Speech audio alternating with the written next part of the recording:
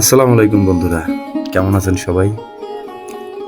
আমি নতুন ইউটিউবে নতুন ভিডিও করছি, আর জানি না কেমন হয়েছে। আশা করছি আপনাদের ভালোবাসা পাবো। চট্টগ্রাম হাটাদারি থেকে বলতেছি আমি, আলিপুর গ্রাম। টানা 3 দিনের বৃষ্টি বেহাল অবস্থা, জমি খাল বিল সবই ডুবে গেছে, রাস্তাঘাটে বেরোও যাচ্ছে না। এখন একটু কমা মাত্র আমি বের হয়েছি একটু ভিডিও শ্যুট করার জন্য। তো জানি না কতটুকু সুন্দর হয়েছে, মতামত আপনাদের কাছে। অবশ্যই সুন্দর লাগে থাকলে সবাই সাপোর্ট করবেন, আমার চ্যানেলটা সাবস্ক্রাইব করবেন। আশা করছি সবাই পাশে থাকবেন, আপনাদের দোয়া কামনা করছি। আমি এখানে একেবারেই নতুন, আমি জানি না কিভাবে করে কি করার লাগে, আমি নিজেও জানি না। চেষ্টা করলাম যতটুকু পারছি, যতটুকু সম্ভব চেষ্টা করছি ভিডিওটা সুন্দর করার জন্য, কিন্তু আমি জানি না কতটুকু সুন্দর হয়েছে।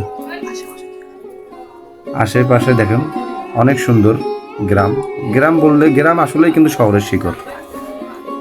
এই যে দেখেন পানি, এই যে দেখেন মানুষ মাছ মারতেছে, এখানে ভাষা জাল দিয়ে মাছ ধরতেছে। এই যে দেখুন পানি, অনেক বৃষ্টি, 3 দিন টানা 3 দিনের বৃষ্টিতে এই অবস্থা।